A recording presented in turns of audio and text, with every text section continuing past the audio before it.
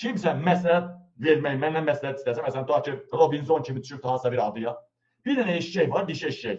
Bir də orada var, Nigulyadır, nədir bu, nədir o? Elsəvər. Bir dişi eşşək var, bir də elsəvər. And olsun Allaha deyirəm.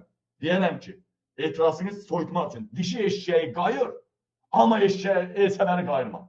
Eşşək qayıracaqsan, orada məmurlar eşşək qayırıb, o atalardan, babalardan belə bir söz var ha.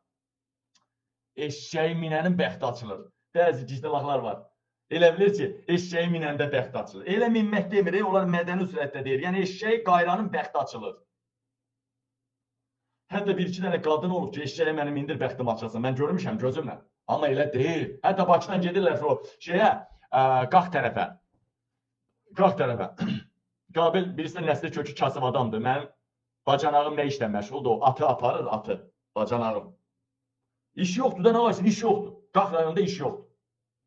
Atı aparır, o uşaqlar zıda gəlir də oraya ailəli. Onlar mindirəndə belə atdan gəzdirir. İnan Allaha, atdan gəzmirlər ha. Eşşəkdən gəzirlər. Niyə? Güya Bakıdan gəlib eşşək minəndə bəxti açılacaq. Ona görə demirlər, eşşək qayranın bəxti açılır. Odur bax, hakimiyyətdə olanların 90% eşşək qayrandır, 90%-dən yuxarı. Bəxtləri açılıb bax. Kəmaləddin Heydərov eşşək qayran.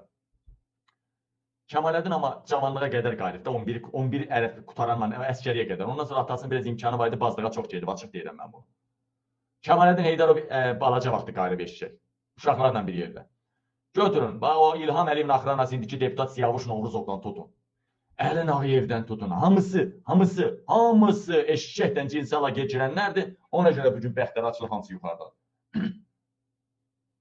Sizin xəbəriniz var mı? Bax, sual ortaya çıxır. Sual.